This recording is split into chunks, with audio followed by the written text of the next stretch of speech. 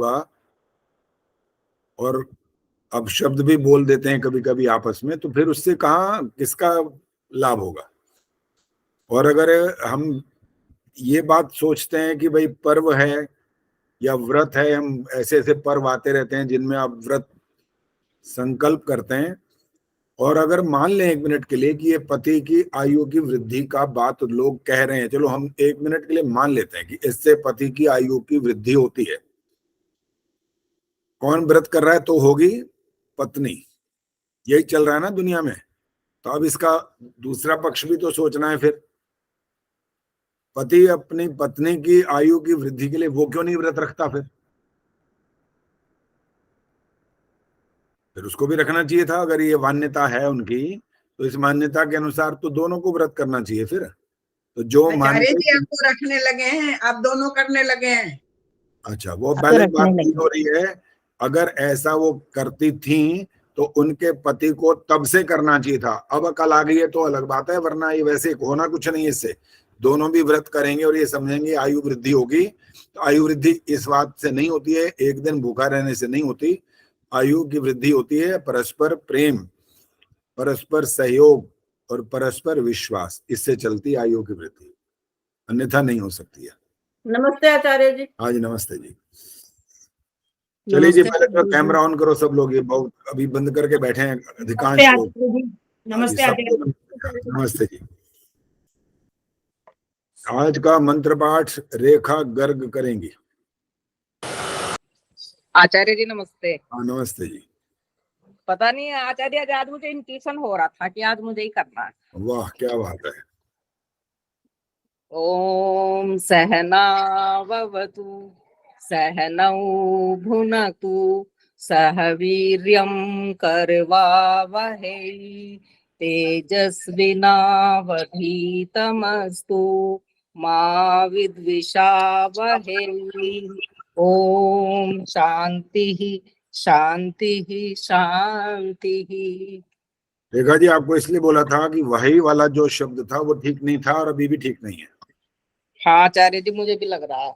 हाँ, उसका अभ्यास करो और ध्यान से सुनना भी होता है। अगर यहाँ पर एक बार दो बार अगर कोई सुना भी देगा, और अंत में क्या होता है कि जब हमारे पास रिकॉर्डिंग हो तो उससे तो हम बार बार सुन सकते हैं, और जब तक वैसा ना आ जाए तब तक हमें अभ्यास करते रहना चाहिए। ठीक है आचार्य। चलिए, मंत्र का आगे जो भाग है वो शुरू करने से पहले आज एक छोटा सा प्रश्न हो रहा है, उसके लिए हाथ खड़ा करना है, आपको उत्तर देना है। सरोज, पहले सबसे पहले सरोज का नंबर है। सरोज लगी है किसी काम में? चलो, नहीं, ये काम भी करो जो हम कर रहे हैं, वो भी करो। जी, इतनी थकान हो रही थी क्योंकि यहाँ तो मदद है नहीं, तो बंदा क्या करे, अपनी देखभाल खुद करेगा ना बंदा। खुद करनी पड़ती तो है। फिर अपनी क्रेप बैंडेड को फोल्ड कर रही हूँ, फिर दोबारा भी यूज करना है इसको। आचार्य जी, आपने मेरे से कहा, सरोज जी से कहा? सरोज आपसे कहा। नहीं, सरोज भाग रही है छोड़ छाड़ के मैदान। मुझे कोई आपत्ति नहीं है। चलो जी, बाकी लोग मेरी मदद कर देना माता। हाँ, वो करेंगी, चिंता ना करो, मैं भी कर दूंगा, कोई तो करेगा, चिंता ना करो। चलो पहले अब ये बताओ, सरोज को ध्यान से सुन लेना प्रश्न, सब लोग ध्यान से सुनना। जो मैं कह रहा हूँ शब्द उसको ध्यान से सुनना, जिससे फिर ये ना कोई प्रश्न दोबारा बताना, दोबारा प्रश्न नहीं बताया जाएगा। एक ही बार बोलूंगा, ध्यान से सुन लीजिए। भाग्य की परिभाषा बताओ।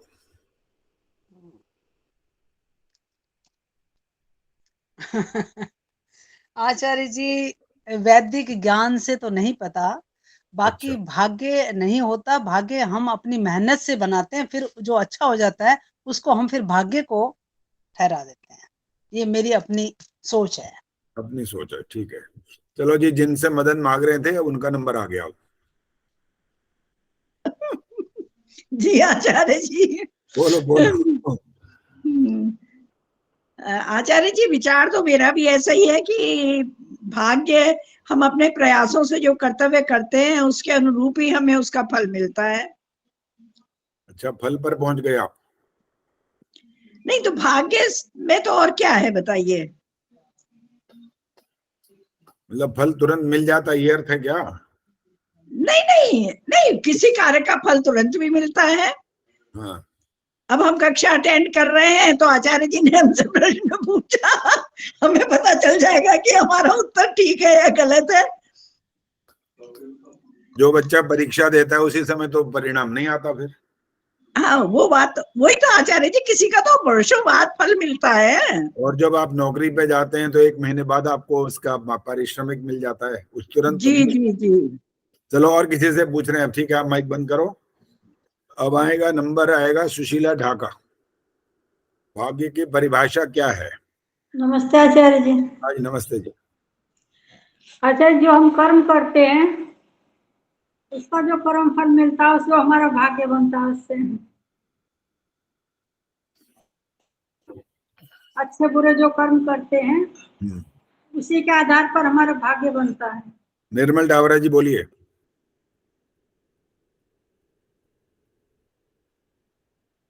बोलने के समय माइक ऑन कर लिया करो, आगे पीछे तो माइक ऑन हो जाता है, यहाँ जब बोलते हो, जब कहते हैं तब माइक ऑन नहीं होता। सॉरी सर, बाहर से आई थी थोड़ा सा, वही चलिए बोलिए।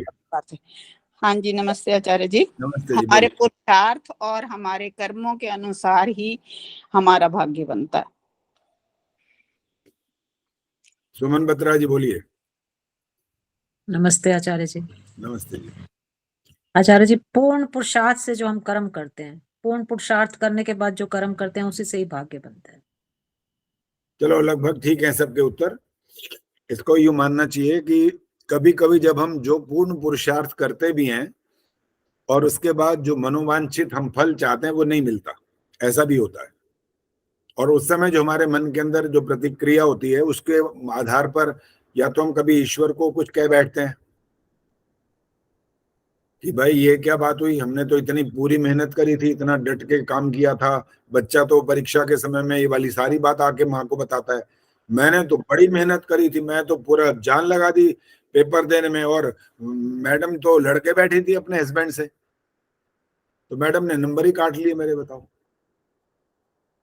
तो हम बीच बीच में कुछ ना कुछ दोष दूसरों पर भी लगाने की कोशिश में रहते हैं। इसलिए इसको अब ध्यान से सुनना, अब इसका असली मतलब क्या होता है।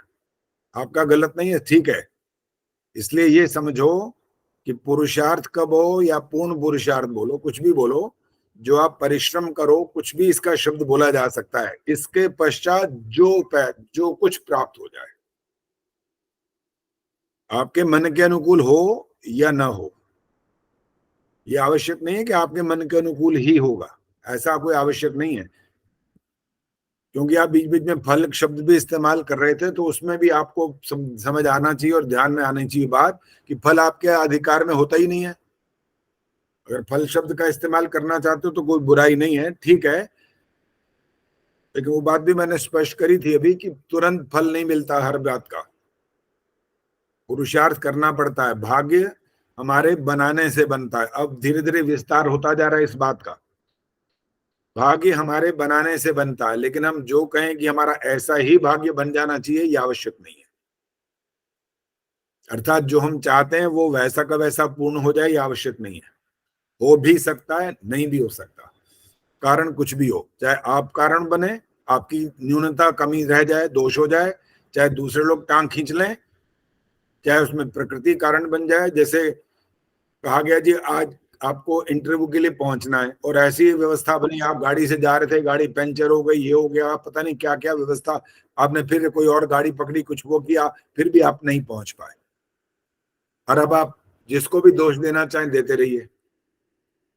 जो पुरुषार्थ करने के पश्चात जो कुछ प्राप्त हुआ, अब इसमें एक वाक्य और जोड़ रहा हूं, ये पहले से निश्चित मत मानना, बस भगवान की तरफ से ऐसा फैसला पहले से हो गया, ये बात बिल्कुल मत कहना कि भगवान ने ऐसा चाहा था, भगवान ऐसा करता था, भगवान ने ऐसा ही सोच रखा था कि आज इसको पहुंचने ही नहीं देना मैंने। ये जो कपोल कल्पित बातें जो दुनिया बीच बीच में बोल लेती है ना और ऐसे ही समझ लेती है, तो वो दोष हो जाता है, वो वेद के अनुकूल नहीं होती है बातें, ये वेद विरुद्ध होती हैं, हमारे वैदिक सिद्धांतों के विपरीत होती हैं। फिर जी हाँ जी बोलो। एक तो आज मेरा फोन दूसरा है जी मेरे पास, अच्छा। सुषमा के नाम से। हाँ हाँ। अच्छा, दूसरा मैं, हाँ सुषमा गोयल के, ठीक है। दूसरा मैं ये कहना चाहता था कि जैसे संचित कर्म जो हमारे होते हैं, हाँ उनमें से जो पक गए हैं फल देने के लिए, हाँ, उसको नहीं भाग कहेंगे हम। जो शब्द संचित के साथ जुड़ा हुआ है ना, क्रियमाण है, संचित है और प्रारब्ध है। हाँ जी। तो जो प्रारब्ध है वो आपके उन संचित में से जो जन्म आपको मिल गया वहां आकर के वो तो समाप्त हो गया, रुक गया। हाँ, प्रारब्ध और भाग्य एक ही बात हुई ना जी। आगे नहीं, अभी पूरे पूरे जीवन भर भाग्य चलना है। अब हाँ जी। प्रारब्ध नहीं चलना, आगे प्रारब्ध मिल चुका हो, हाँ जी। प्रारब्ध नहीं चलेगा आगे। वो तो जन्म आपको माता पिता का चुनाव ईश्वर ने किया, वो प्रारब्ध हो गया आपका, यहाँ आके रुक गया वो। अगले जन्मों में आगे जो चलेगा वो प्रारब्ध फिर बनेगा आगे। लेकिन यहाँ पर भाग्य तो आपके पुरुषार्थ के ऊपर निर्भर करेगा, तो पूरे जीवन भर चलेगा भाग्य तो। ठीक है जी। तो आचार्य जी प्रारब्ध और भाग्य तो एक ही बात है? नहीं है एक ही बात, एक स्थान तक है बस, बताया, यही तो बात एक्सप्लेन किया भी मैंने, एक स्थान तक है बस वो, कि आपके भाग्य में ये माता पिता हो गए, बस यहाँ रुक गया वो। उसके बाद आगे भाग्य तो बाकी सारी दुनिया भर के, आप अगर 100 वर्ष तक जीवन धारण कर सकते हैं, कर लेते हैं, तो 100 साल तक क्या करते हैं, खाली थोड़ी बैठते हैं। जो कुछ आप पुरुषार्थ कर रहे हैं वो भाग्य बना तो रहे। तो आचार्य जी संचित प्रारब्ध से तो जन्म मिला, और संचित कर्मों से? संचित में से जो मिलता है वो प्रारब्ध कहलाता है। ये उदाहरण के लिए, आपने 1 लाख रुपए अगर जमा करा दिए बैंक में, तो आपने उसमें से 50,000 निकाल लिए, ये 50,000 जो आप ले आए ये प्रारब्ध हो गया। संचित में 50,000 बाकी बचे हुए हैं अभी।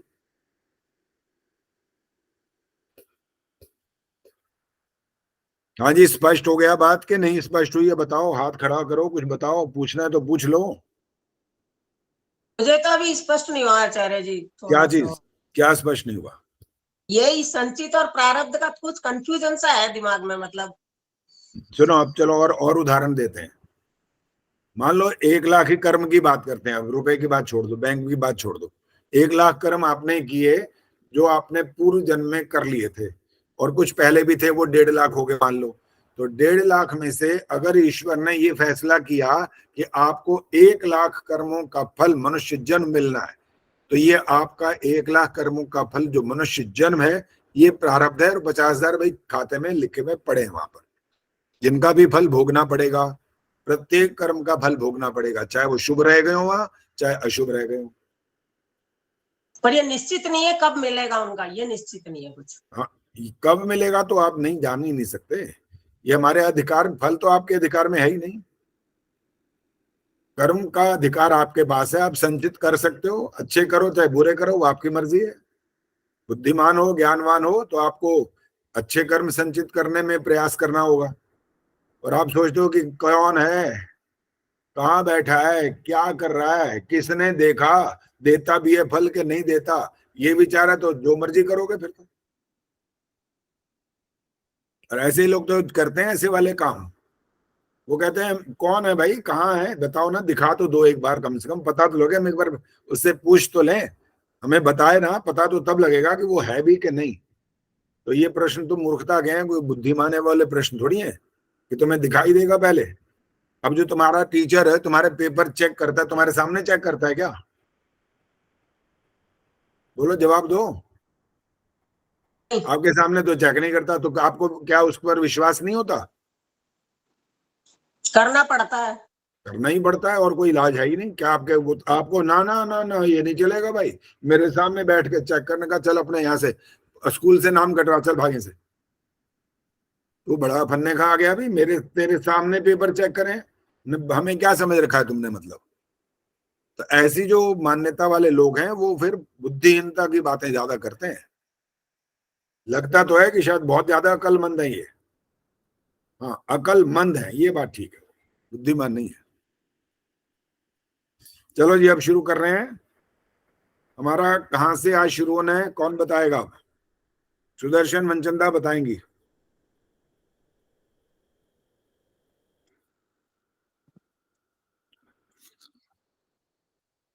आचार्य जी आचमन मंत्र है, ओम शन्यो देवी। चलो मंत्र पाठ करो, बोलो ये वाला।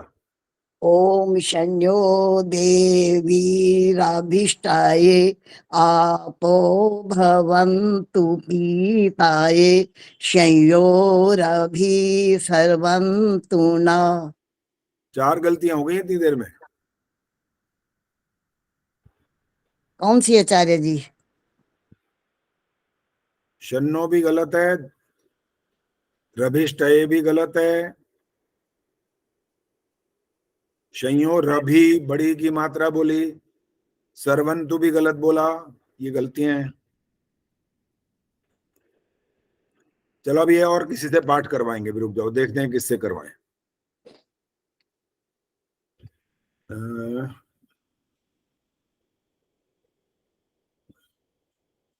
दमयंती गुप्ता जी बोलिए। दमयंती गुप्ता जी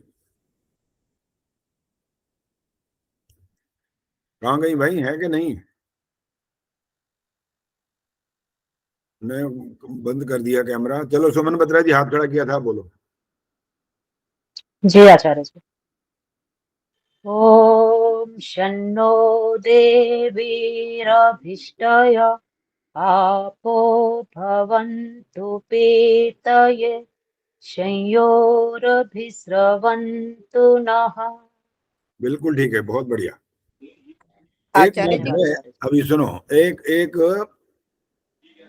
जो आवाज में थोड़ा आपका कंपन सा रहता है ना, अच्छा। वो वैसे होना नहीं चाहिए। ये कंपन जो होता है, ये बोलने वाले का, वक्ता का या गायक का दोष कहलाता है। ये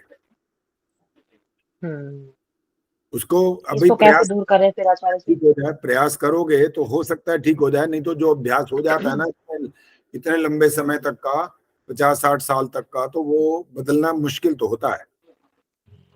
बाकी प्रयास करोगे तो हो सकता आचार्य है। जी एक्चुअल में रियाज भी छूट गया ना बिल्कुल। क्या क्या टूट गया? रियाज छूट गया ना बिल्कुल। नहीं, पहले रियाज था, अब छूट गया। मैं सुनो, मैं रियाज की बात के माध्यम के इसी बात को ध्यान में रख करके ही बोल रहा हूँ। जो आवाज में कंपन सा रहता है ना, वो नहीं होना चाहिए।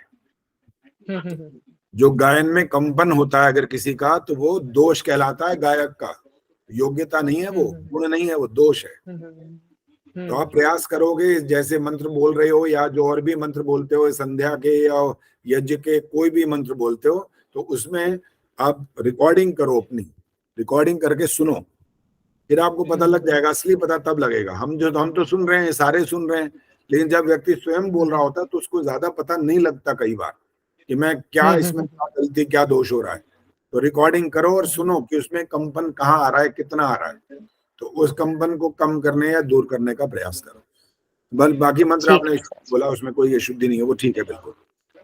और इस मंत्र, हाँ जी, बस सुनिए। इसका अर्थ कविता रूप में पढ़ूं मैं? नहीं, कविता रूप में नहीं करना, कविता रूप में हम सबको आता है। अभी हमने जो आगे करना है, पहले तो इसका अर्थ हम पहले कर चुके हैं, दोबारा नहीं करेंगे अभी। और इसमें जो विशेष बात आने वाली है, आचमन क्यों दोबारा करना था यहाँ पर, ये भी आपको बता दिया गया था। याद है किसी को कि भूल गए? दया गोयल जी, याद है क्यों करना पड़ा यहाँ आचमन दोबारा? सुदर्शन मनचंदा जी बोलो, आप हाथ खड़ा किया हुआ है, बोलिए। क्योंकि इससे पहले हम प्राणायाम करते हैं, उससे थकावट सी हो जाती है, और उसको मिटाने के लिए, शांत होने के लिए ये आचमन करते हैं। हाँ, इसको थकावट नहीं कहना चाहिए। थकावट ना कह के थोड़ा सा ऊष्मा गर्मी पैदा होती है, इससे आलस्य की बात कहना ज्यादा उचित होता है। थकावट नहीं होती। 3 प्राणायाम अगर कोई कर ले, 5 कर ले, 7 कर ले, तो उसमें ऐसी थकावट वाली बात नहीं है। वो शारीरिक श्रम नहीं है, वो एक प्रक्रिया है जिसमें आपको लाभ होता है, हानि नहीं होती उसमें। अगर हाँ ढंग से करें तो, हाँ बेढंगा करेंगे तो फिर हानि की संभावना होती है। तो ये बात तो हो गई क्लियर कि हम प्राणायाम के बाद उसको ठीक स्तर तक लाने के लिए अपने आप को, शरीर को हम दोबारा से आचमन कर लेते हैं। और इसके बाद जब संस्कार विधि को आप देखते हैं या पंचमहायुज विधि को देखते हैं, तो वहां पर स्वामी जी ने कुछ लिखा हुआ है। राम अवतार जी बताएंगे क्या लिखा है वहां पर, इसके बाद क्या करना होता है।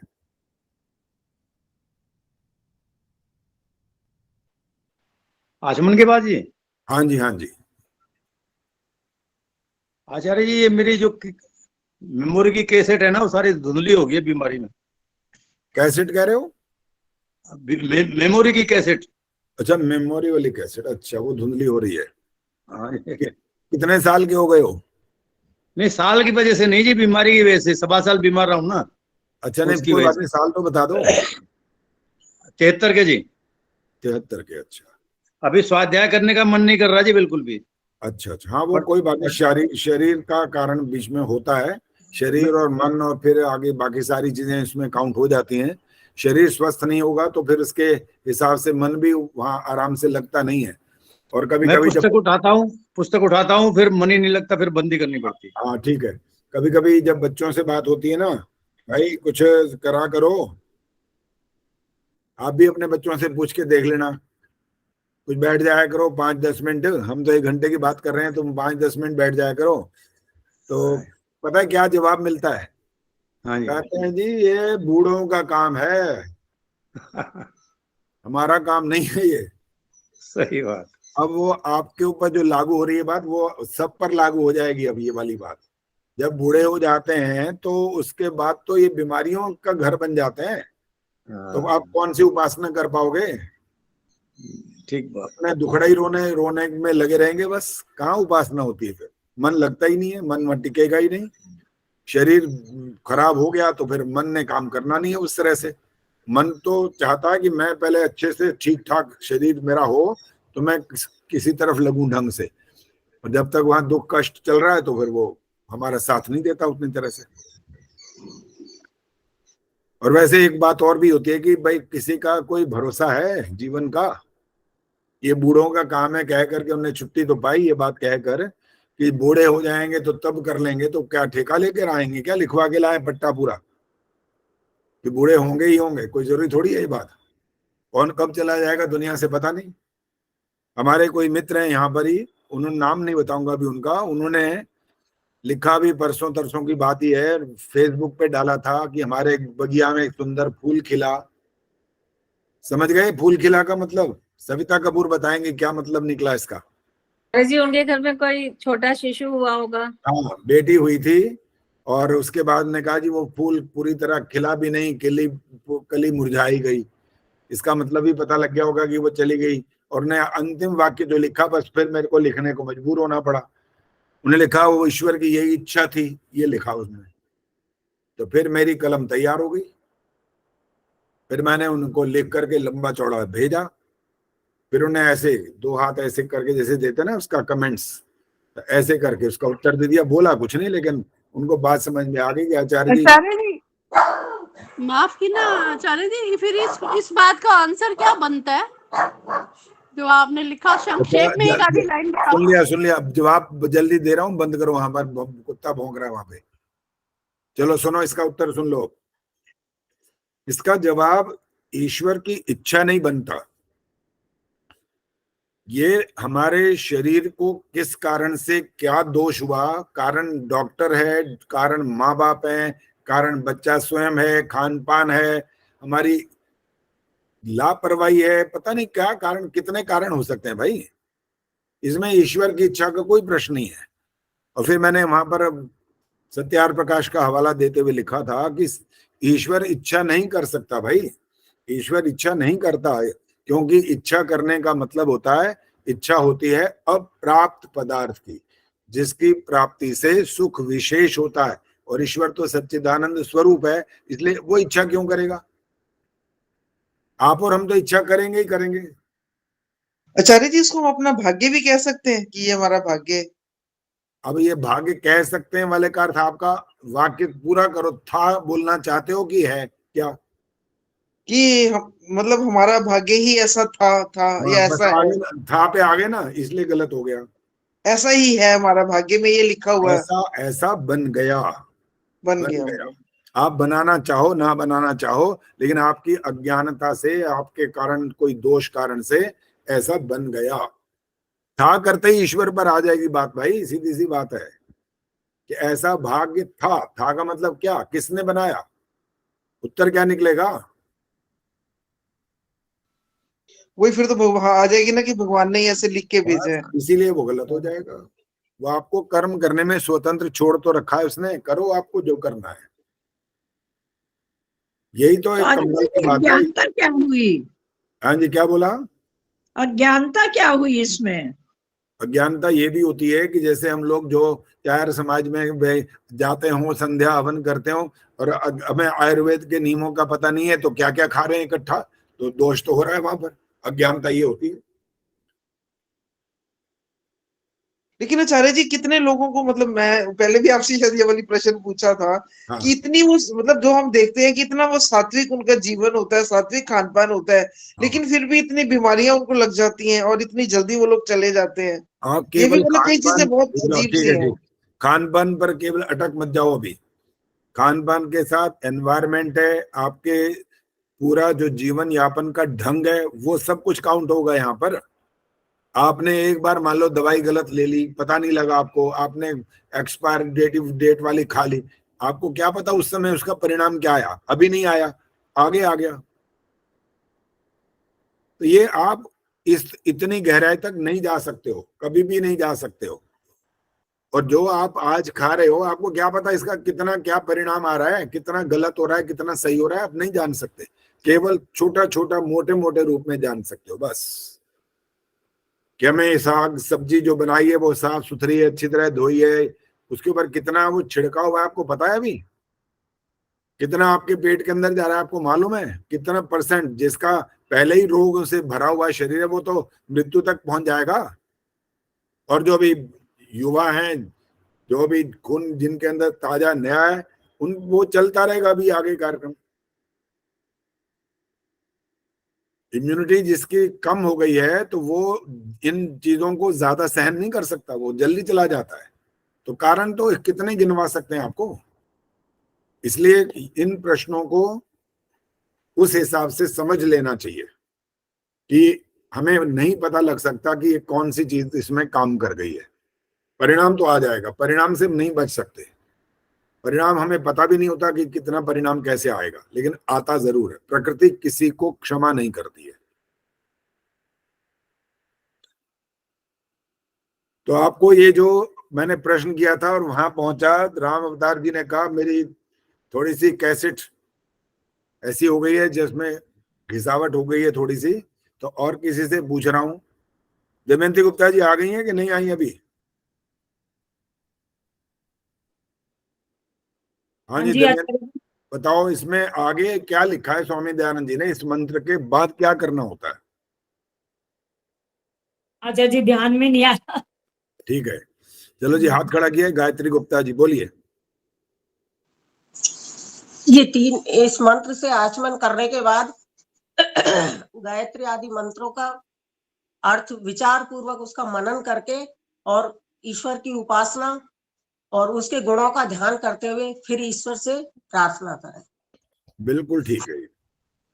इसका मतलब ये निकला कि जब आपको ये कहा गया ना था कि 1 घंटा आप संध्या करो, और ये भी बात स्पष्ट है कि बिना अर्थ के करते जाओगे तो कोई फल तो मिलना ही नहीं। बस भी कोई फल क्या निकलेगा, पता ही नहीं लग रहा कि बोल क्या रहे हैं, क्या कर रहे हैं। बस रट रखा है तो इसलिए बोलते जा रहे हैं, पता ही नहीं लगता है। आंख खुली तो भी बोलते जाएंगे, इधर देख रहे होंगे, छोटे मोटे इशारे कर रहे हो तो भी मंत्र बोलते जाएंगे। वो बड़ा मुश्किल काम नहीं, बड़ा आसान है वो तो, क्योंकि तोता तरह रटा हुआ है तो बोलते जा सकते हैं, उसमें कोई कमी नहीं आएगी, वो चलता रहेगा। लेकिन अर्थ विचार पूर्वक नहीं करेंगे तो सारी गड़बड़ हो जाएगी, कुछ लाभ नहीं होगा। तो यहाँ पर जो इन्होंने कहा कि आप इसके बाद गायत्री आदि जो मंत्र हैं उनका अर्थ विचार करते हुए स्तुति करो, प्रार्थना करो। चलिए अब स्तुति बताओ, स्तुति क्या होती है? हाथ खड़ा करना है, बोलना नहीं है अभी। सरला गुप्ता जी बोलिए, स्तुति क्या होती है? ईश्वर के गुणों का बखान करना, बयान करना। देखो ये जो अर्थ है ना, अगर प्रसंग ये वाला चल रहा है तो कोई आपत्ति नहीं है, लेकिन जब स्तुति शब्द की बात हो रही है तो उसमें और भी स्पष्ट करना होता है थोड़ा सा। अब वो स्पष्टीकरण क्या है, देखता हूं कौन हाथ खड़ा कर रहा है। सुशीला ढाका जी ने हाथ खड़ा किया, बोलो। आचार्य जी, किसी भी मनुष्य के गुणों और अवगुणों को बखान करना, उसकी अब आप मनुष्य पर कैसे आ गए हैं? स्तुति का मतलब मनुष्य हो जाता है क्या? उन्होंने ईश्वर पकड़ लिया, आपने मनुष्य की बात कर दी। किसी के भी गुण या अवगुणों का बखान करना, किसी के भी। सुखवर्षा जी बोलिए। जी, ईश्वर व किसी भी दूसरे पदार्थ के गुणों का कथन, श्रवण और सत्य भाषण करना जो है वो स्तुति कहलाता है। चंदा सचदेवा जी बोलिए। ईश्वर के गुणों की प्रशंसा करना स्तुति कहलाता है। यहाँ ईश्वर क्यों पकड़ा हुआ है, किस लिए? केवल क्योंकि प्रसंग चल रहा है, उसमें कोई आपत्ति नहीं है, वो तो ठीक है। यहाँ पर ईश्वर स्तुति प्रार्थना आदि हम कह रहे हैं तो ठीक है। मैंने स्तुति का अर्थ पूछा है तो आपको दोनों बातें बोलनी पड़ेंगी। किसी का भी, किसी की भी, किसी भी व्यक्ति की, चाहे वो ईश्वर हो चाहे मनुष्य हो, हाँ, किसी भी व्यक्ति की गुणों की प्रशंसा करना उसकी स्तुति कहलाता है। अभी भी उत्तर आधा ही है, पूरा नहीं है ये। और बताओ कौन बताएगा? गार्गी गुप्ता जी बोलो। विजय लक्ष्मी आप तैयार हो जाओ इसके बाद। आचार्य, किसी के भी गुण अवगुण की को बताना स्तुति कहलाता है। हाँ जी विजय लक्ष्मी जी, बात हो रही है कुछ, बोलो। हाँ जी आचार्य जी, बोलो। स्तुति वाला ही चल रहा है सर। कोई आ गया था, गेट खोलने गई थी। अच्छा, हाँ जी, जो पदार्थ जैसा है ना, उसके गुणों का और उसके अवगुणों का भी, जो जैसा है उसका ही वर्णन करना, उसका ध्यान करना, मेरे हिसाब से वो स्तुति है। हाँ ठीक है, ठीक है, आपके हिसाब से नहीं, सबके हिसाब से यही बात है। और ईश्वर के बारे में जब बात करेंगे तो वहां अवगुण है ही नहीं, वहां तो केवल प्रशंसा रह जाएगी। हाँ जी, हाँ जी, और हाँ जब जी, मनुष्य की बात करेंगे, स्तुति माने जब मनुष्य से इसका संबंध जोड़ेंगे तब गुण और दोष दोनों बताने होते हैं। मैंने अभी इनको कहा था, सुमन बत्रा को, पता है क्या बोला था?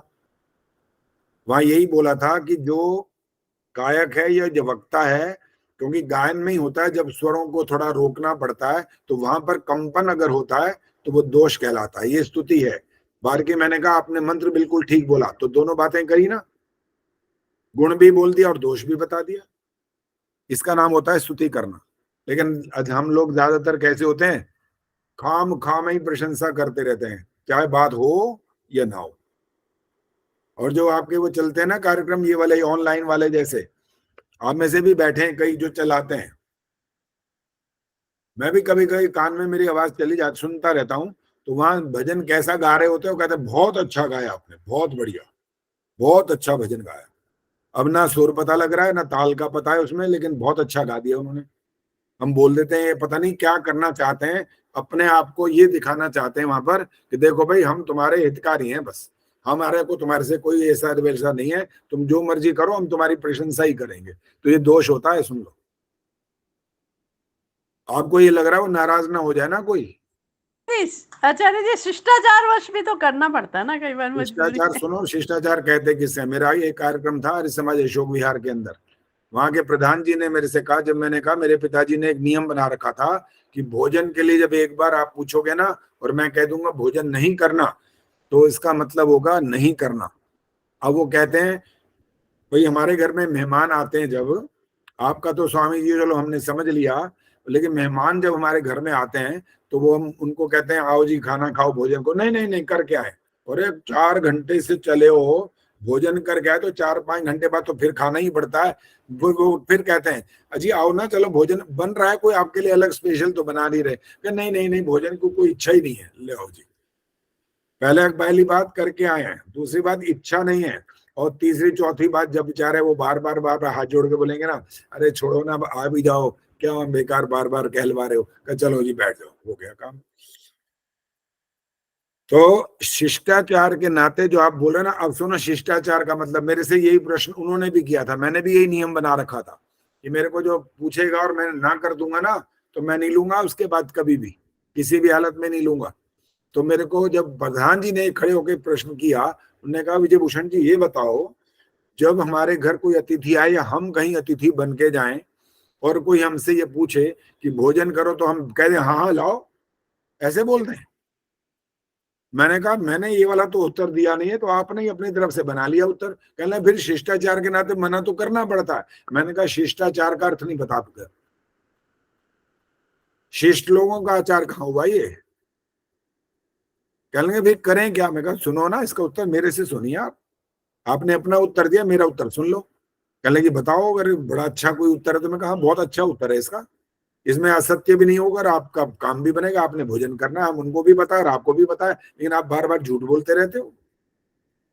कह लें इसका उत्तर दो। मैं कहा लो सुनो, इसका उत्तर है हाँ ठीक है जी, थोड़ी देर में कर लेंगे। बस। कहा आपके कोई भुक्खड़ घर से आए ये भी नहीं दिखाई दिया, ये ले भी रोटी खाने आ गए तो है। और कोई हमने अलग अलग गलत शब्दों का प्रयोग भी नहीं किया और बार बार मना भी नहीं किया। सीधी बात कह दी, हाँ जी कर लेंगे, थोड़ी देर में कर लेंगे भोजन। बस उनको भी पता लग गया कि भोजन करेंगे और उन्हें कोई चीज कमी क्षमी होगी वो भी ठीक कर लेंगे इतनी देर में। थोड़ी देर में तब आप बैठे बातचीत करोगे, वो और तैयारी भी कर लेंगे, कुछ और बनाना होगा तो ये तरीका होता है। ये नहीं होता कि हम क्या करें, कोई हमारे पास और हल ही नहीं है इसका। झूठ बोलना हल नहीं है। ये झूठ बोलना सिखाने में वो पंडितों ने बहुत सारा सिखा रखा है, पता है आपको? कैसे सिखाया है आप बताओगे? देखो कौन सी जगह की बात हो रही है, पता नहीं आपको पहुंचा है कि नहीं पहुंची ये बात। चंद्रकांता जी आया समझ में कौन सी बात होने वाली है? नहीं जी। पंडित लोगों ने सिखाया अच्छा झूठ बोलना, बढ़िया वाला। नहीं पता नहीं। हाँ अभी क्योंकि हम बीच बीच में ऐसी ऐसी बातें करते हैं कि थोड़ा सा दिमाग को काम दे देते हैं, करो दौड़ाओ घोड़े अपने अकल के। श्राद्ध वाली बात, श्राद्धों में जो नहीं श्राद्ध वाली नहीं है जी, झूठ बोलने वाली बात चलनी है इसके अंदर। अभी तक तो हाथ खाने को लेके आचार्य जी, खाने की बात पे कह रहे हो आप? नहीं खाने की बात पे नहीं है। तो और किस बात पे झूठ बोलना है? अच्छा देखो ना, बताएंगे अभी आपको कि अच्छा ऐसा भी होता है। हाँ बिल्कुल ऐसा होता है, ऐसे ही तो सिखाया हम लोगों ने झूठ बोलना। चलो सुन लो, शिक्षा शर्मा जी बताए तो बताओ।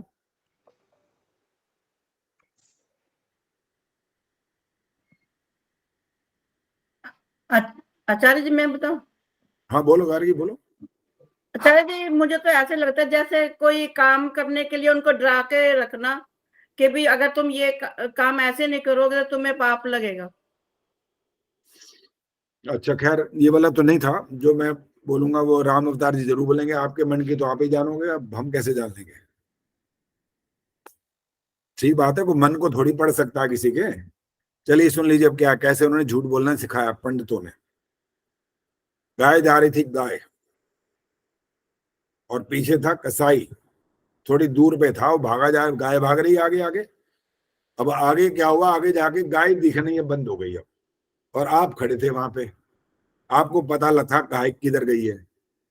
अब 3-4 दिशाएं वहां से जा रही थी, एक दिशा से तो वो आ ही रही थी, 3 दिशाएं वहां पर और थी।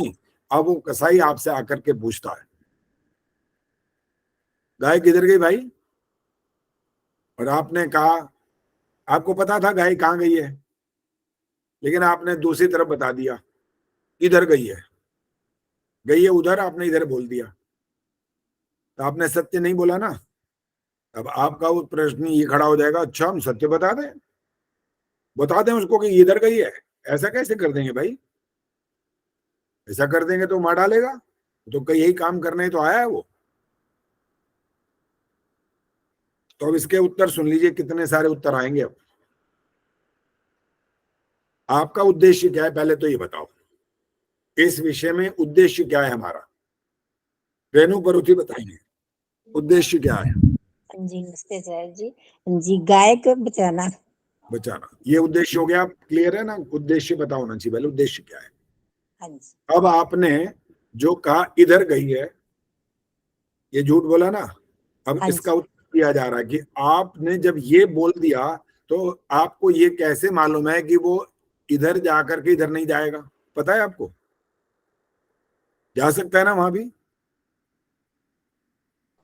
नहीं आचार्य जी, जिधर हमने बताया वो सोचेगा हमने देखा है तो उधर ही देखो सुनो, बहुत ज्यादा दूर नहीं है, क्योंकि वो उसके लगभग पीछे पीछे चल रहा है। आगे जब रास्ते बदल गए तो अब उसको नहीं पता लग पा रहा कि किधर मुड़ गई। तो अब वो क्या समझोगे, आपने इधर कह दिया तो वो 10 मील तक चलता जाएगा ढूंढने? क्या ऐसा थोड़ी है। यूं देखेगा इधर उधर फटाफट, वहां तो नहीं दिखी क्योंकि सामने रास्ता सपाट है, दिख रहा है। अब इधर उधर जहां टेढ़े मेढ़े वहां उधर भागेगा वो तो फौरन। तो आपका पहला झूठ तो ये हो गया कि इधर गई है इधर नहीं गई, ये गलत हो गया। कोई इसे गारंटी नहीं हुई कि ये गाय को नहीं मार सकता, वो इधर जा सकता है, गाय को मार सकता। इसके आगे वाली बात, अब उत्तर दिया गया कि भाई देखो, अगर हम इसको वही की वही बात बता दें तो मार डालेगा, हमें भी पाप लगेगा।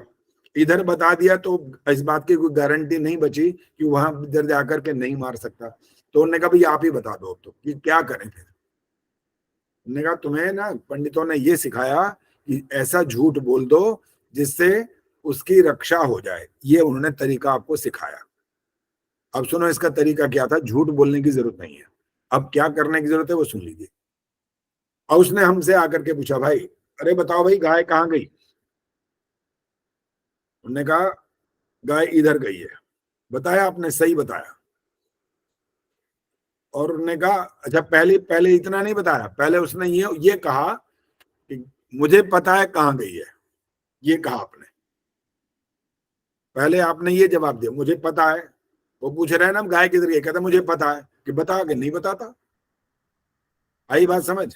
पहली बात तो ये कि आपको पता है लेकिन आप बोल रहे मैं नहीं बताता, लेकिन इससे गाय की रक्षा नहीं हुई। अभी सिर्फ इतना हुआ ना, झूठ नहीं बोला, इतनी बात बची अभी तो, झूठ नहीं बोला लेकिन गाय की रक्षा हुई या नहीं अभी नहीं पता आपको। इसके बाद इनसे जो कमजोर है व्यक्ति, इससे कमजोर वाला व्यक्ति ऐसे बन के खड़ा हो गया जैसे वो सुन ही नहीं रहा, मौन ही है वो। लेकिन मौन रहने पर झूठ नहीं बोल रहा, लेकिन झूठ बोल रहा है मौन रहने पर, चुप है ना वो, बता तो नहीं रहा इधर क्या उधर, ढूंढ अपने आप जो करना है। ये कमजोर व्यक्ति। इससे आगे वाला बहादुर है थोड़ा, कर पता नहीं बताता। इसके बाद एक और है जो वो कहता है सुन मुझे पता है कहाँ गई है और तूने जो सोच रखा ना उसको मारूंगा, तो हाथ तो लगा के देख, तेरे को ना काट के डाल दूंगा। ये है इसकी हिम्मत वाली बात, जिसमें सत्य का और असत्य का जो आप पक्ष देख रहे हो वहां पर झूठ नहीं आया वहां पर। लेकिन पंडित जी ने कहा अगर किसी की जान बचती हो तो झूठ बोल देना चाहिए। ये एक थोड़ा सा संस्कार डाला और आगे के लिए तैयारी कर दी आपने अपने आप कि जान बचे ना बचे पता नहीं क्या कारण हो, अब इससे किसी का नुकसान तो नहीं हो रहा, बोल दो। फिर कोई और बात आई अब भी बोल दो, ये क्रम चल पड़ेगा। ये होता है झूठ सिखाने का तरीका। और हम बच्चों को, अपने बच्चों को, आप लोगों ने जो बड़े हो गए, आपके बच्चों के बच्चे हो गए, आपने भी बच्चों को झूठ बोलना स्वयं सिखाया है। कैसे सिखाया वो सुन लीजिए। वो उदाहरण भी, खिलौना था बड़ा सुंदर सा, कीमती भी था। आपने वो देखा बच्चा, भाई अब बच्चा तो खेलने लगा तो टूट जाएगा, ये तो ऐसे नहीं, अब तो उठा उठा के फेंकने लग गया। तो आपने उसके हाथ से वो छीना और ए यूं किया, ए और दिखा लिया, छुपा लिया पीछे, और एक शब्द भी बोल दी, वाकई बोला, वो चिड़िया ले गई। बस 2-4 दिन तक रुक जाओ आप, फिर वो आपको दिखाएगा चिड़िया क्या क्या लेके गई है। ये किसने सिखाया? आपने सिखाया है। उसके मन में, बच्चों के मन में डर भी आपने पैदा कर रखे हैं, ये कर नहीं तो। पहले तो हमारे टाइम में तो बाबा आया ये बोलते थे, बाबा आया। वो संतरी रंग के कपड़े देख के ही बेचारा घुस जाता था माँ की गोद में बच्चा, बाबा आ गया। अब बेचारे बाबा जी जो असली वाले बाबा जी घर में आ रहे हैं, वो बच्चा रो रहा है, घुसे जा रहा है माँ के पास। अब बताओ अब माँ क्या करेगी? आज सिखा देगी इतनी देर में? अब तो नहीं सिखा सकती। उसने डरा दिया, मन में भय पैदा कर दिया। सो जा नहीं तो भूत आ जाएगा, ये भी आपने सिखा दिया। ये ऐसा है तो ये ऐसा हो जाएगा। ये सब हम गलतियां करते हैं। पैदा होते वो सीख करके नहीं आए, सब कुछ आपने जाने अनजाने सिखा दिया ये। और फिर बाद में बड़े होकर के, जब आप जितने बड़े भी हो जाए ना, और एक छिपकली सी आ जाए तो ऐसे गिरते हैं छलांग मार के, कहाँ पे वो टांग टूट जाए, वो टूट जाए कोई बात नहीं, लेकिन छिपकली से डरेंगे, कॉकरोच से डरेंगे, चूहे से भी डरेंगे। ये डर हमारे मन में पैदा हमारे बड़ों ने ही किया होता है। चलो कहां से कहां तक पहुंच गए? स्तुति, प्रार्थना, उपासना की बात में स्तुति की बात हुई है अभी। गुणों का बखान करना, ईश्वर के गुणों का बखान करना। अब यहाँ ईश्वर की बात हो रही है, आप स्तुति करेंगे, उसकी प्रशंसा करेंगे, उसके गुणों को यहाँ पर याद करेंगे। शन्नो देवी मंत्र के बाद इसका चिंतन करेंगे यहाँ पर, और केवल मात्र गायत्री मंत्र के माध्यम से नहीं करेंगे। यहाँ पर आपको स्तुति प्रार्थना में जो करना है, स्तुति के लिए और भी बहुत सारे मंत्र हैं। अब आपको बताना है जो आपके परिचित मंत्र हैं, उनमें से बताइए कौन सा मंत्र है जो स्तुति का मंत्र कहलाएगा।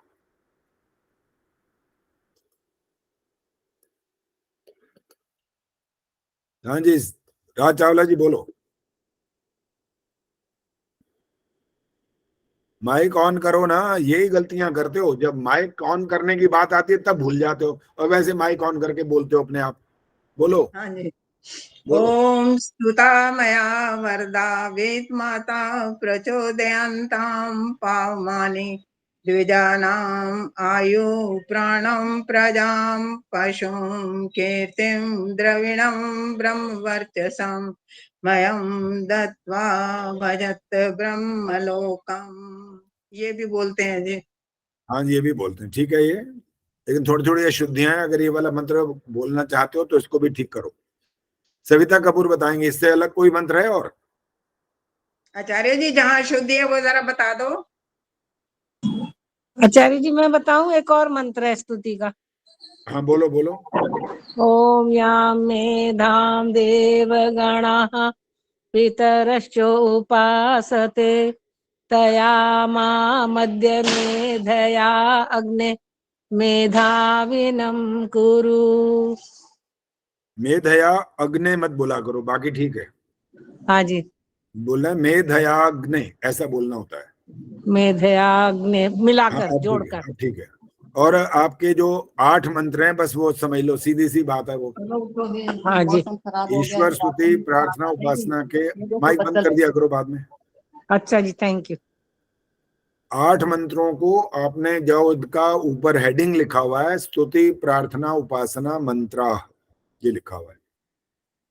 आप स्तुति गान कर रहे हैं वहां पर, तो यहाँ पर जब ये कहा गया गायत्री मंत्र और इसके अतिरिक्त और भी जो मंत्र हैं, गायत्री मंत्र आदि से उपासना करें, स्तुति करें, तो आप आदि का अर्थ केवल ये ना समझें कि जो पहले आप ओम शन्नो देवी के बाद ओम वाक वाक ओम प्राणा प्राणा करते आए, अब इनकी बात नहीं कर रहे यहाँ पर स्वामी धर्म।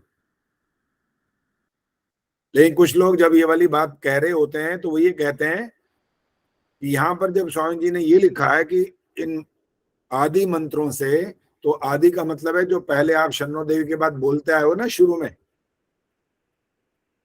मार्जन मंत्र और आप अंग स्पर्श मंत्र और प्राणायाम मंत्र आदि, उन मंत्रों के माध्यम से आप ईश्वर की स्तुति करें। इसलिए वो बात ठीक नहीं है, क्योंकि वहां पर आप पहले से ही अर्थ विचार पूर्वक कर रहे हैं काम। बिना अर्थ विचार किए किया गया आपका कार्य वो सिद्ध नहीं होता, उसका लाभ नहीं मिलता आपको। इसलिए आदि का मतलब है जो भी मंत्रों की बात की आपने, इन ऐसे मंत्रों का जो आप कोई भी मंत्र लेना चाहें, कोई आवश्यक नहीं है कि आप ये 8 मंत्र लें या सुता मया वरदा लें, और भी अगर आपको कुछ याद हो, स्वस्ति वाचन के तो कितने मंत्र हैं, कोई भी मंत्र आपको जो पसंद हो, जो अच्छा लगता हो, जिसका अर्थ आपको आता हो, उसके माध्यम से आप। आचार्य जी स्वस्ति न इंद्रो वृक्षवा, ये भी बोल सकते हैं जी? हाँ बिल्कुल बोल सकते हैं। अर्थ सहित जाप करिए, बस ये सबसे बड़ी बात है। अर्थ चिंतन जरूर, अर्थ सहित चिंतन करना है। मुझे इसका अर्थ पद्य में आता है। पद्य में नहीं सुनना अभी। अच्छा,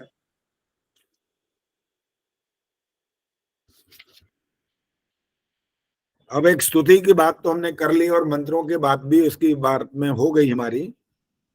प्रार्थना की क्या बात करेंगे, प्रार्थना का क्या मतलब निकालेंगे कि प्रार्थना करें, क्या प्रार्थना और कैसी प्रार्थना करेंगे? संतोष नंदवानी जी बताएंगे कैसी प्रार्थना करेंगे। नमस्ते आचार्य जी। हाँ जी नमस्ते जी। सभी उत्तम कार्यों में ईश्वर की सहायता के लिए हम प्रार्थना करेंगे, क्योंकि वो सर्व सामर्थ्यवान है। और वो सहायता कैसे करेगा? सहायता वो हमें बल, ऊर्जा, शक्ति देकर। चंदा से देवा जी बोलो। पूर्ण पुरुषार्थ करने के बाद ईश्वर से मांगना, वह प्रार्थना कहलाएगा। हाँ, वही बात अभी आगे, इससे आगे चल पड़े थे कि वो सहायता कैसे करेगा। और संतोष ने द्वारा ठीक उत्तर दिया कि आपके आत्मा में देगा, आपको जो कुछ देगा वो किसी व्यक्ति को नहीं भेजेगा आपके पास। लेकिन यहाँ पर यही बात जो हमारे देश में क्या, इधर देश में क्या, हर जगह पर यही चलती जा रही है, वो भेज देगा किसी को, आपकी सहायता करने के लिए किसी को भेज देगा। संतोष आर्य बता देंगे अब कि इसके अंदर क्या दोष हो जाएगा अगर ऐसी बात मान लें तो। ये समझ नहीं आई मुझे बात की। नहीं समझ आया? अच्छा, हाँ जी। चंद्रकांता जी आपको समझ आया तो बोलो। इतने में कुछ और ही अनर्थ हो जाएगा, वेट करते रहेंगे, कोई आएगा, जो काम होना होगा वो भी नहीं होगा।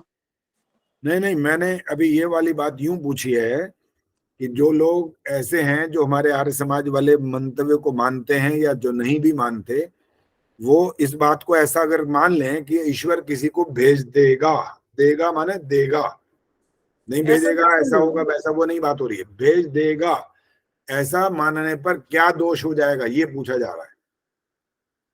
दोष? हाँ जी, हाथ खड़ा कर सकते हो आप। इंदिरा आहूजा जी बोलो। अगर हम ये मानते हैं कि किसी को उसने भेजा है तो फिर उस कर्म की अच्छाई और बुराई का श्रेय भी उस ईश्वर के पास चला जाएगा, क्योंकि ईश्वर ने भेजा है तो गलत काम भी उसी की मर्जी से हुआ और अच्छा काम भी उसी की, मतलब हमारा कोई दोष नहीं है और हमारी कोई बड़ाई नहीं है इसमें। मतलब जो कर्म का दोष लगता है वो ईश्वर के ऊपर चला जाएगा। फिर यहाँ पर अगर आपका लाभ वाली बात हो रही है, दोष वाली बात नहीं हो रही, तब क्या होगा? लाभ में भी हम ये कहेंगे कि ईश्वर की मर्जी थी इसलिए ये सब कुछ हो गया क्योंकि उसने किया, और बुरा हो गया तो भी हमें उस टाइम प्रेरणा यही मिली थी, ईश्वर ने यही प्रेरणा दी थी, तो हमारा तो जैसे कसूर फिर वो ईश्वर के पास ऊपर चला जाएगा। रेखाकर जी बोलो। आचार्य जी, सर्वशक्तिमान का जो वो अर्थ है वो खत्म हो जाएगा, सर्वशक्तिमान का। अगर वो किसी को भेज देगा भगवान तो फिर इसका मतलब दूसरों की सहायता ले रहा है। सुनो दोबारा प्रश्न का उत्तर यूं ऐसे, तो कभी कभी ऐसा कहते हैं ना, मान लो ऐसा है, उस मान लो की बात के आधार पर उत्तर देना। अभी मान लो ईश्वर ने भेज दिया, ऐसा मान करके चलो, तब इस व्यवस्था में क्या दोष आ रहा है ये प्रश्न हो रहा है। क्या दोष होगा कि सर्वशक्ति मत्ता नहीं रहेगी, ये वाली बात कह रहे हो, ठीक है, गलत नहीं है वो। हम कह रहे हैं ये स्थिति आ गई है, ऐसा हुआ तो फिर भी कोई ना कोई ऐसा दोष हो रहा है कि वो क्या दोष हो जाएगा वो। हाँ जी, गायत्री गुप्ता जी बोलो। इसमें ईश्वर किसी को भेजेगा, अगर किसी का लाभ हुआ है तो वो तो खुश होगा, और जिसकी हानि हुई है वो ईश्वर को गालियां भी दे सकता है कि ईश्वर ने मेरे साथ इतना बुरा किया। तो दोष इसमें किसका हुआ? ईश्वर का हुआ ना। अगर ईश्वर भेजता है तो जिसको लाभ होगा तो लाभ वाला तो खुश होगा ईश्वर से, और जिसको हानि हुई है वो ईश्वर के, वो भी ईश्वर ने मेरे साथ बुरा किया है। चलो अभी सुखवर्षा जी बोलो। आचार्य जी, ईश्वर तो अनंत सामर्थ्यवान है, वो किसी को क्यों भेजेगा?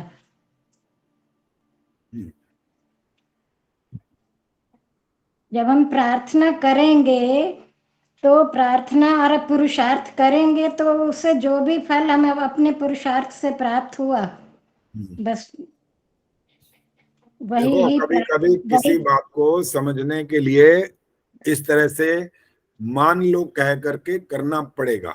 कोई बात को समझने का तरीका ये भी होता है, मान लो ऐसा हो तब क्या दोष? आचार्य जी, ईश्वर न्यायकारी नहीं रहेगा, ये सही है क्या? आचार्य जी मैं बताऊं? हाँ जी बोलो जी, गीता तिवारी बोलो।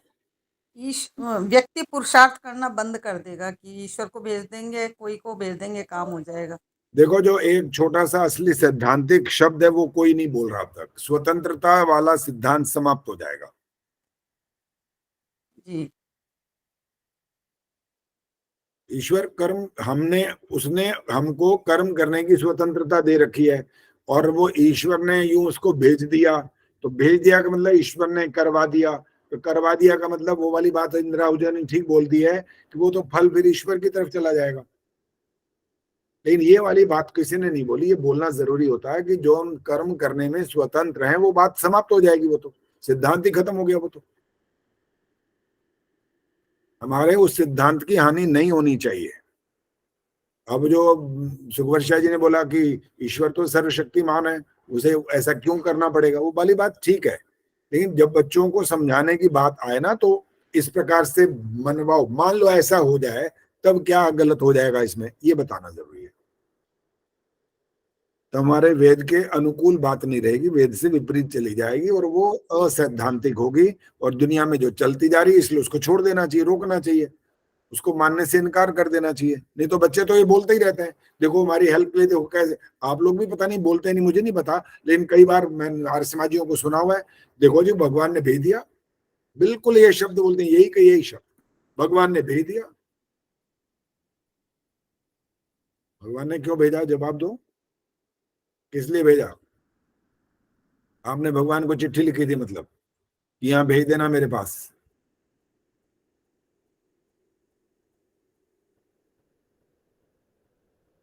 विजयलक्ष्मी बोलो। आचार्य जी कई बार ऐसा होता तो है, फिर आप कहते हो वो इत्तेफाक हो जाता है, कोइंसिडेंस, यही माना जाएगा। कई बार हम बड़े निराश होते हैं, नहीं हो पा रहा, अचानक कोई ऐसा आ जाता है हेल्पफुल बंदा, तो हमारा काम सॉल्व हो जाता है। लेकिन वैदिक सिद्धांतों के अनुसार मान लेते हैं, आपकी बात सही है, लेकिन कोइंसिडेंस ही कह सकती हूँ इसको। तो क्या हो गया, कोइंसिडेंस तो होते ही रहते हैं। मैंने अभी 2-4-5 दिन पहले शायद बताया होगा कि मेरे बेटे का जो फ्लैट उसने खरीदा और जो मेरी कार की पार्किंग थी, बाई चांस सेम नंबर मिल गया, सेम नंबर, बिल्कुल सेम। कितनी हैरानी वाली बात थी। और हमने जहां तो पर आप ये हाँ जी, जो आप फिर ये कह रहे हो ना भगवान ने नहीं भेजा था, वो कोइंसिडेंस था। बिल्कुल बिल्कुल, ये तो ऐसी छोटी छोटी सी घटनाएं जो होती हैं वो हो सकती हैं, क्योंकि आप भी कर्म करने में स्वतंत्र हो, दूसरा भी स्वतंत्र है।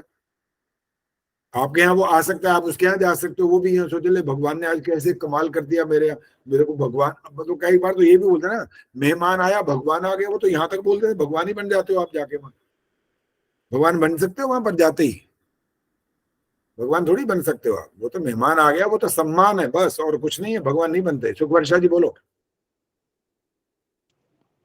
आचार्य जी मेरे पास आर्य उपदेश रत्नमाला है पुस्तक। हाँ बोलो। इसमें प्रार्थना की परिभाषा लिखी हुई है। हाँ बोलो। अपने पूर्ण पुरुषार्थ के उपरांत उत्तम कर्मों की सिद्धि के लिए परमेश्वर व किसी सामर्थ्य वाले मनुष्य के सहाय लेने को प्रार्थना कहते हैं। तो ये किसी सामर्थ्य वाले मनुष्य के सहाय लेने को प्रार्थना कहते हैं, कुछ स्पष्ट नहीं हो रहा ये लाइन से। देखो इसका मतलब ये होता है कि जो आपके गुरुजन हैं, आप उनसे जो कुछ प्रार्थना के रूप में बोलते हो और वो आपको पढ़ाते हैं, सिखाते हैं, फिर परीक्षा लेते हैं, वो आपकी सहायता ही तो करते हैं आपके प्रार्थना करने पर। जैसे मतलब आप हमें समझा रहे हैं। हाँ, और जो बच्चे स्कूल में पढ़ने जाते हैं वो सहायता मांगते तो है, प्रार्थना ही तो करते हैं, और क्या करते हैं, पूर्ण पुरुषार्थ करते हैं कि नहीं। कोई ये थोड़ी प्रार्थना पिताजी मास्टर जी या मास्टरानी जी या मैडम जी मेरे को 100 में से 100 नंबर दे दो, ये थोड़ी बोलते हैं प्रार्थना। ऐसे थोड़ी बोलते हैं कि दे दो नंबर, दे दो नंबर, कौन देता है ऐसे।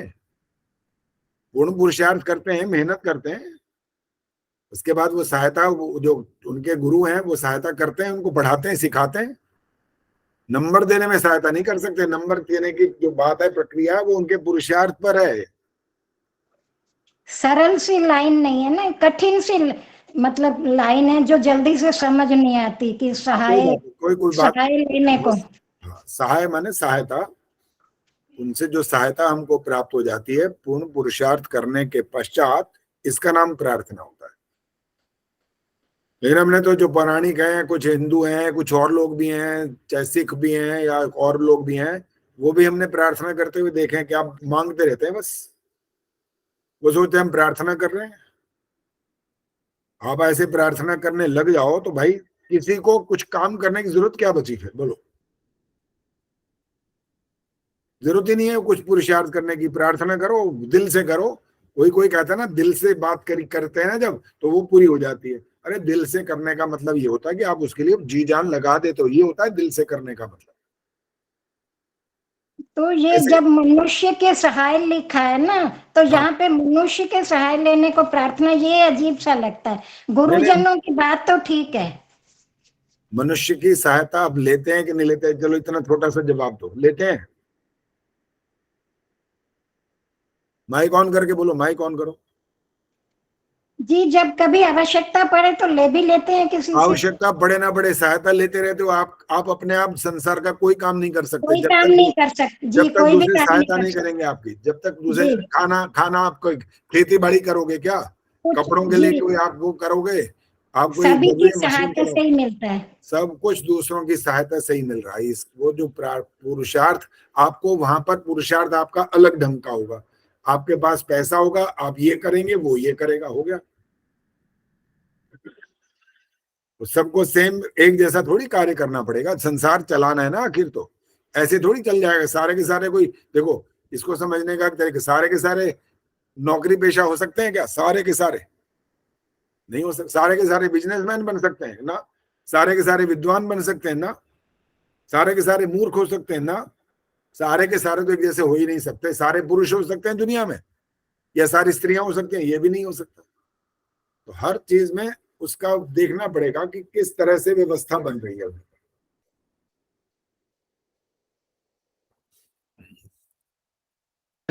अच्छा जी, बोलो जी।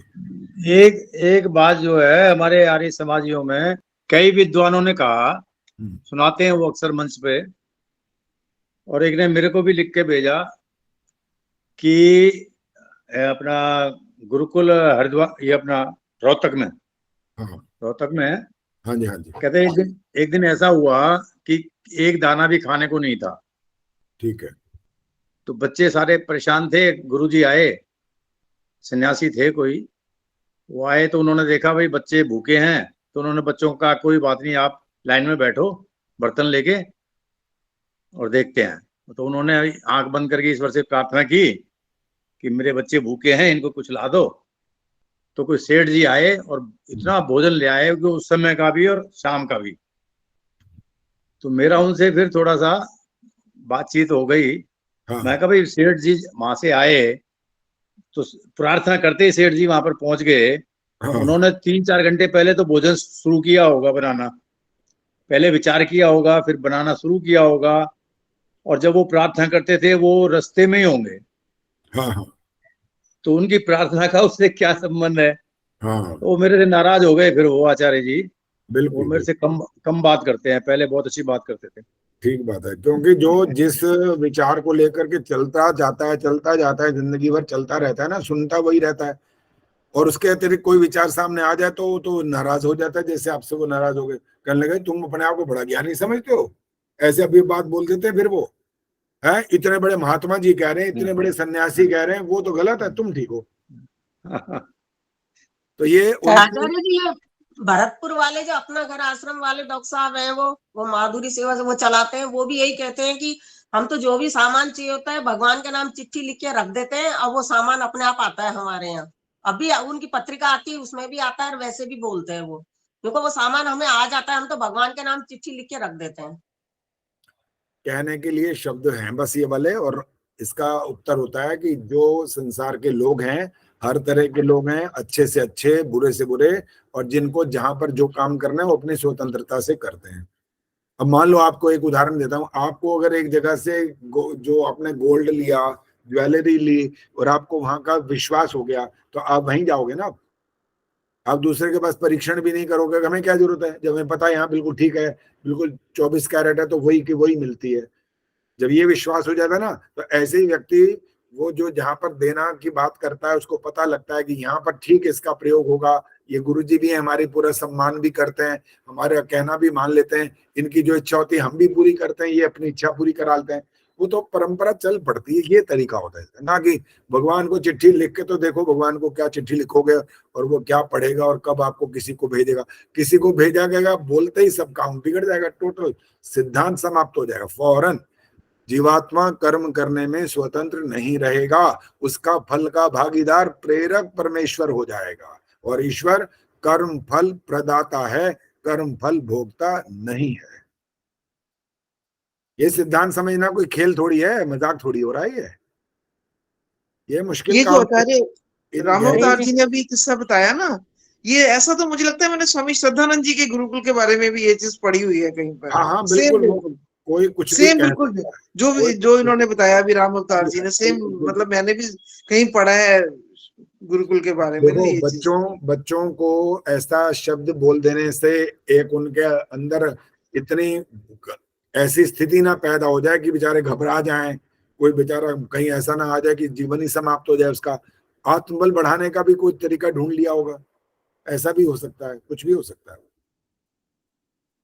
है। जी मेरा एक क्वेश्चन है, कई दिन से मैं प्रश्न पूछना चाह रही थी कि जैसे हम शांति यज्ञ करते हैं, जैसे किसी की डेथ के बाद शांति यज्ञ वैदिक तरीके से किया, उसके बाद क्या आरती करानी वैदिक है?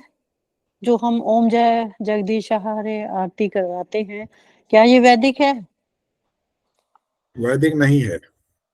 मुझे कुछ थोड़ा उस दिन बड़ा ऑड सा लगा, मैंने किसी भी ऐसे उसमें आरती नहीं देखी, पहली बार देखी कि वैदिक तरीके से सारा कुछ हवन हुआ, उसके बाद आरती कराई गई। अब तो मेरे आगे की शक बात था बोलो, अब इसका उत्तर ठीक से सुन लो कि इसका मतलब होता क्या असल में। बात दरअसल ये होती है कि जो जहां रहता है और वो उनके आसपास का ही कोई व्यक्ति है, जब ये सब कराने चला जाता है तो वो ये बात मान करके चल रहा होता है कराने वाला कि भाई मेरे से नाराज नहीं होना, मेरे को नाराज नहीं करना इनको। बस अगर कोई मान लो मेरे जैसे को बुलाए तो मैं तो अपने सिद्धांत पर अडिग रहूंगा, मुझे तो फर्क नहीं पड़ेगा, मैं तो ये सोचूंगा अगली बार नहीं बुलाएगा तो ना बुलाए। लेकिन दूसरा पता है क्या कहता है, कहता भाई रहना तो मैंने इनके साथ ही है, मैं यहाँ से छोड़ के थोड़ी चला जाऊंगा, कल को हमारा तो बोलचाल ही बंद हो जाएगी, कल को तो हमारा ये हालत हो जाएगी, कल को तो हमारा ये नुकसान हो जाएगा, हमारा बिजनेस चल रहा है ये वहां आना ही बंद कर देंगे। कितने स्वार्थ वाले जो हमारे जो बीच बीच में कारण होते हैं, उस कारण से हम सिद्धांत को छोड़ते हैं। आचार्य जी नहीं करानी चाहिए थी ना उनको ये सब। नहीं, इसमें हमारे जय जगदीश हरे, स्वामी जय जगदीश हरे। आचार्य जी अभी रुक जाओ, बीच में नहीं बोलना होता। भक्त जनों के संकट क्षण में दूर करे, ये बोला जाता है बकायदा। मैं मूर्ख खल कामी, ये बोला जाता है। तो ये जो बोलने की बातें हैं और जो जिसको ध्यान से सुनने पर पता लगता है ना, विचार करने पर, जैसे आप यज्ञ प्रार्थना जब आप लोग भी करते हो, आर्य समाज के लोग भी जब करते हैं, तो वहां भी जहां गलत होता है मैं तो वहां भी रोक देता हूं। पता है यज्ञ प्रार्थना में कहाँ गलत बोलते हैं? ज्यादातर लोग बोलते हैं। किसी को पता लग गया हो तो हाथ खड़ा कर दो। गायत्री गुप्ता बोलो। वो जीवधारी बोलते हैं आचार्य जी, प्राणधारी बोलना चाहिए। हाँ, जीवधारी बोल देते हैं वो। लाभकारी हो हवन हर जीवधारी के लिए बोल देते हैं। तो हम ये नहीं, हम ना तो स्वयं बोलते हैं और जो बोलता है उसको मना भी करते हैं कि जीवधारी क्या होता है भाई। आचार्य जी पुस्तकों में जीवधारी लिखा हुआ है ना, चक्कर ये है। पुस्तकों में तो इतनी अशुद्धियां हैं, तब क्या करोगे? वो तो बहुत सारी हमें बता दिया, हम तो प्राणधारी बोलते हैं, लेकिन अब जो आम लोग हैं वो तो पुस्तक देख के ही याद करते हैं ना। फिर उनको मेरे जैसा कोई मिलता नहीं है ना, इसलिए तो बोलते रहते हैं। कोई बताए समझाने वाला सिखाएगा तो समझेगा। यज्ञ से नर नार की, ये भी तो बीच में बोलते हैं ना हम लोग इसी में प्रार्थना में। कामनाएं पूर्ण हो गई, कामनाएं पूर्ण हो गई यज्ञ से नर नार की, ये भी तो बोलते हैं ना। तो एक्चुअली तो ये भी वैदिक सिद्धांतों के तो मेरे को लगता है शब्द उसके विपरीत होगा। मैं वैसे श्योर नहीं, मैं आपसे पूछ रही हूँ। कामनाएं का मतलब पूर्ण होने का अर्थ ये नहीं होता है कि आप बस यज्ञ करोगे तो आपकी कामनाएं पूर्ण हो जाएंगी। उसके लिए पुरुषार्थ तो करना पड़ेगा। अब जैसे मैं आपको और भी उदाहरण देता हूँ, बच्चा पेपर देने की बात नहीं सोच रहा, केवल पढ़ता जा रहा है, तब कि पास हो जाएगा क्या? तब भी पास तो तब भी नहीं होगा ना, पुरुषार्थ तो कर रहा है वो। तब भी नहीं होगा, पेपर भी देना पड़ेगा। आप यज्ञ करो, आप संध्या करो, उपासना करो, लेकिन उसके साथ पुरुषार्थ करो। जो उसकी विधि है वो पूरी जब तक नहीं करोगे कैसे कार्य सिद्ध हो जाएगा? नहीं होगा। आचार्य जी हमने तो ये लाइन भी काट रखी है, हाथ जोड़ झुकाए मस्तक अपने आर्य समाज में। क्या कह रहे हो? दोबारा बोलो। हाथ जोड़ झुकाए मस्तक है ना जी। हमने तो ये लाइन भी काट रखी है। इसकी जगह प्रेम रस में तृप्त होकर कर रखा है। ये भी गलत लगता है हमें। हाँ जी, वो बोलते हैं बिल्कुल बहुत प्रेम ये रस भी में गलत लग रहा है जी। हाँ, वंदना हम कर रहे नहीं, हाथ जोड़ गलत क्यों है? हाथ जोड़ झुकाए मस्तक प्रभु के लिए करते हैं, गलत क्यों है बताइए थोड़ा। गलत इसलिए, मैं बताऊं जी? हाँ बताओ।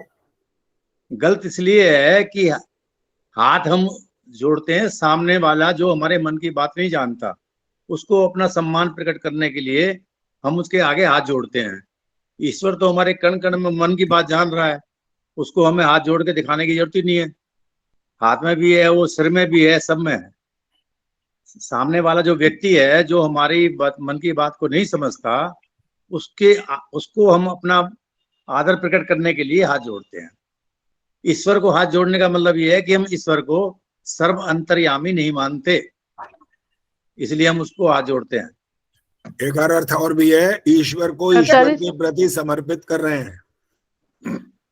अब तो बहुत सारी पुस्तकों में वही लिखा हुआ है, प्रेम रस में तृप्त होकर वंदना कर रहे हैं। हाथ जोड़ने में बुराई भी क्या है वैसे? बुराई है ना जी, बुराई है सिद्धांत की बुराई है। आचार्य जी बताएंगे क्या बुराई है? आचार्य जी बताओ, क्लियर करनी है ये बात। आचार्य जी क्लियर करो, सुनो ना, फिर प्रश्न मत करते जाओ ना। एक प्रश्न आ गया तो पहले उत्तर सुन लो। ऐसा भी कहते हैं ना, जिस अभी किसी के हाथ में अभी नहीं बोलना। ईश्वर सर्वव्यापक है, विजय लक्ष्मी उत्तर देंगी। हाँ जी। हाथों में है, सब जगह ही होगा है। जब है सब जगह, जब आपके हाथों में है तो ये इसके अंदर जो ईश्वर है, इस ईश्वर को किसके ऊपर चढ़ा रहे हो? नहीं रहे आचार्य जी, उस समय पता नहीं क्या हो, मेरे को भी हो जाता है, मेरे अपने आप ही हाथ, मैं मानती हूँ पर मेरे हाथ जुड़ जाते हैं। लेकिन मैंने आपको बताऊं एक बात, प्लीज, थोड़ा लंबा हो गया, 1 सेकंड के लिए, कि मैंने ये सुना था कि जैसे वो कुछ ना सनातनी लोगों ने ऑब्जेक्शन किया था कि हम मूर्ति के आगे जोड़ते हैं, तो आप बोलते हो आप भी तो अपने हवन यज्ञ के आगे हाथ जोड़ते हो, इसलिए ये लाइन बदली गई है। लेकिन मेरे तो हाथ जुड़ जाते हैं और सिर भी झुक जाता है। होता है वो हमारा अभ्यास हो चुका होता है। कारण तो सिर्फ यही है, ये वाला हमारा अभ्यास। ठीक है। और रही बात ये कि वो उन्होंने आपत्ति की थी, आप भी तो ऐसा करते हो, तो आपने उसका जवाब दिया हम हवन कुंड को नहीं कर रहे हैं। आपने अपनी बात कह दी उनको, लेकिन उन्होंने तो आचार्य जी बैठे तो वही होते हैं ना, बेशक वही बैठे होते हैं, लेकिन आप हवन कुंड को आप मना कर रहे हो। मैं हवन कुंड को नहीं कर रही हूँ, मैं तो ईश्वर को कर रही हूँ। फिर उसका प्रश्न यही है जो मैंने किया, आपके हाथों में ईश्वर है कि है? तो फिर कौन से ईश्वर को, ईश्वर पर क्यों जोड़ रहे हो हाथ? तो प्रश्न आचार्य जी मैं बताऊं क्या? रामधारी जी बोलो, क्या कहना है? आचार्य जी है कि वरुण देव आचार्य आया था आर्य समाज में। हाँ। वो ये कह रहा था अग्नि जड़ पदार्थ है, उसके सामने हम हाथ नहीं जोड़ते। किसके सामने हाथ नहीं जोड़ते? अग्नि जड़ पदार्थ है, अग्नि। हाँ ठीक है, जड़ पदार्थ तो अग्नि तो है, लेकिन हवन कुंड की बात ही वही है ना। बात तो वही हो गई, हवन कुंड में ही तो अग्नि जल रही है। तो वो बात यही चल रही है कि ईश्वर को ईश्वर के अर्पित नहीं कर सकते आप। अब राम अवतार जी ने जो बोला वो ये कहा था कि आप जब हाथ जोड़ते हैं तो अपने सामने वाले के लिए। और फिर एक इसका उत्तर ये भी था कि जो मूर्ति पूजक हैं वो जब मूर्ति के सामने हाथ जोड़ते हैं तो प्रश्न ये किया कि आपने हाथ जोड़ करके जो उनसे कुछ कहा, मेरे से आप हाथ जोड़ करके बोलते हो तो मैं उसको जवाब देता हूं। जिसको आपने हाथ जोड़े यहाँ पर मंदिर में जाकर के, उसने जवाब दिया, फिर हाथ किस लिए जोड़ने हैं? बहुत सारे तर्क हैं, ऐसी बात नहीं है। लेकिन जब आपके अभ्यास की बात है वो अलग चीज होती है। नियम यही है कि हाथ जोड़ने की बात ईश्वर के सामने नहीं होती है। ईश्वर आपके पास विद्यमान है, आप अंतरात्मा से उसके सामने झुक सकते हैं, ये तरीका है। मगर आचार्य जी अग्नि के सामने तो जोड़ सकते हैं कि नहीं? जब अग्नि प्रज्वलित करते हैं नहीं जोड़ने चाहिए। अग्नि के सामने, अग्नि तो वही जड़ पदार्थ तो हुआ, वही तो बात हुई है। अभी मैंने कहा कि आप मेरे को नमस्ते करते हो तो मैं जवाब देता हूँ कि नहीं? एक काम करते हैं, चलो अगली बार से नमस्ते का जवाब देना बंद, देखूंगा कितने लोग नमस्ते करते हो फिर। आचार्य जी फिर ये लाइन गलत है क्या? नहीं तो बोले आगे। गलत तो है ही, इसीलिए कहा प्रेम रस में तृप्त होकर वंदना हम कर रहे हैं, ये बोलते हैं इसीलिए तो बोलते हैं। तृप्त होकर वंदना हम कर रहे हैं। जैसे जीवधारी शब्द लिख दिया, सारे मत बोलते जाओ। जीवधारी शब्द जो बोल दिया गया था वो गलत था, लिखा था ना, लेकिन आखिर तो लिखने वाले ने जो लिख दिया उसमें जो गलत है तो उसको बदलना पड़ता है। फिर तो स्वामी दयानंद जी ने भी ये लिखा हुआ है कि जो विद्वान लोग मिलकर के इन बातों को देखें, अगर उसमें से कोई बात ऐसी गलत हो तो उसको परिवर्तित कर सकते हैं, यहाँ तक लिखा है उन्होंने। अब और प्रश्न मत करिए, अब समय समाप्त हो गया है। आचार्य जी वो जो है सुखी बसे संसार सब में, उसमें भी तो है नारायण प्रभु आप हो, पाप के मोचन हाथ, क्षमा करो अपराध सब कर दो। भगवान को क्षमा नहीं करते वैसे भी, तो गलत जो तो हमें लिखा है पाप वो। के। हाँ जी, दूर करो अपराध सब होना चाहिए, क्षमा नहीं होता। हाँ जी वही कह रही हूँ मैं भी। चलो अब सारे आप लोग ज्ञानी बन गए हो और ठीक ठीक बातें जो समझ में आ गई हैं उसका पालन कर लो, बस यही काफी। एक बात, एक प्रश्न का उत्तर चाहिए। हाँ जी, आजकल यज्ञ की भी परिक्रमा करने लगे हैं कई लोग, और आरती की थाली भी घुमाते हैं, वो क्या ठीक है? आरती की थाली घुमाने का मतलब, तो आरती की थाली का अर्थ अगर तो आरती करते हुए ये बात कर रहे हैं, वो तो कह रहे हैं दान मांग रहे हैं एक तरह से। दान मांगने में तो कोई ऐसी बुराई नहीं होती है, दान के लिए आप दान पात्र रख लो, व्यक्ति वहां आकर के डाल दे वो भी ठीक है। और अगर आपके पास आ रहा है दान दो तो आपको वो भी दान, तो कहते हैं दान कई प्रकार से होता है। यज्ञ कुंड के चारों तरफ, यज्ञ कुंड के मतलब आरती करते हैं वहां बैठ के।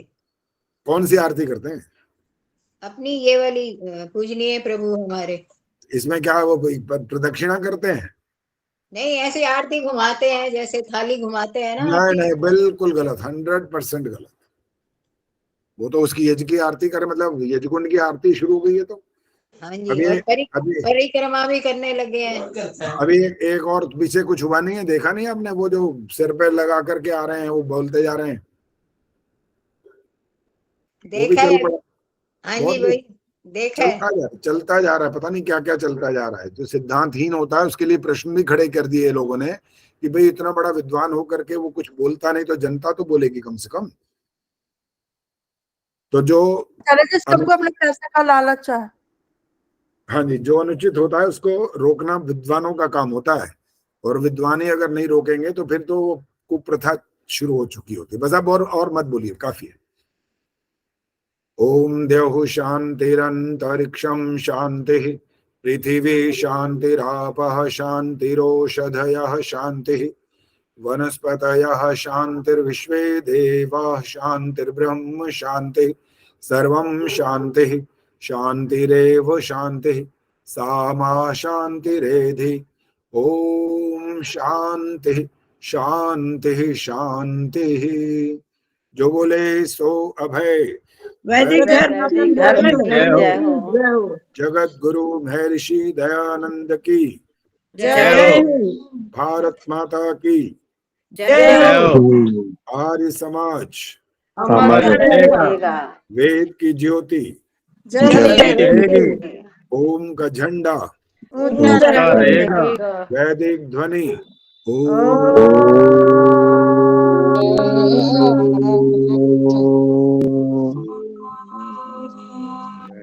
कभी नमस्ते।